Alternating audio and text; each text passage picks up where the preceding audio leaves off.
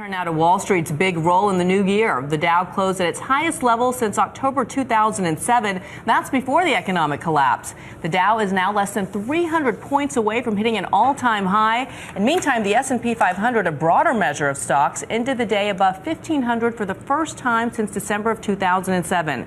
So what does this mean for you and your investments? Let's bring in Michael Santoli, senior columnist for Yahoo Finance. Great to see you, Michael. Good morning, Dan. So what's behind this rally, and does it have legs? Well, keep the context in mind. 4 years we've been rising here. We've more than doubled in the stock market since 2009. What's going on is the economy has improved steadily enough for long enough that it kind of feels that way to most people. And I think also these mega threats have receded a little bit. At one time or another the last few years, we either were expecting Europe to fall apart, China to fall into a recession, or the United States to default on its debt. Those things have kind of faded into the background. So I do think there's a chance that now we're back to kind of a normalcy situation in the market. You can roll along, but I do think it's kind of come a little bit far in a short period of time, up more than 10% in 10 weeks. Usually does not keep that pace up. Skyrocketing. And what's interesting is that for the first time in a long time, we're seeing the individual investor actually put some skin in the game as well, starting to invest their money. Mutual funds have had the best 2 weeks they've had since 2000. What does this mean for the personal wealth effect we're now seeing in this country? If you've been in the market's already kind of done you a favor by doubling again since March 2009.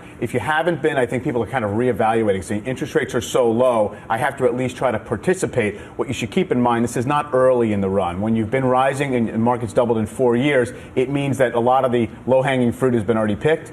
So I do think that individual investors should probably participate if they've been totally out of the market, if they have a long time horizon. But I do think that it's going to all depend on whether the global economic growth story that people now expect to happen does actually come through. We don't really know that. We won't know it for months. And also what's happening in Washington, if they'll have any resolve there in resolution. Exactly. And one company that hasn't been participating in this rally recently, Apple stock, down nearly 40% just the past 4 months. What's going on there now? It's not the biggest company in the world. Exxon overtook it again.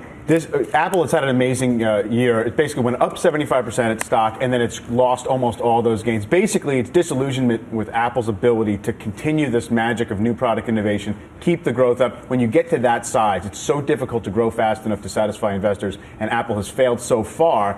They've basically been over-earning because now everybody has competitive products to things like the iPhone, and now nobody's really sure if they can, in fact, kind of stand head and shoulders above the rest of the competition for long. A lot of experts would say don't bet against Apple just yet. All right, Michael, great to have you on. Thanks, Thank you so much for joining us.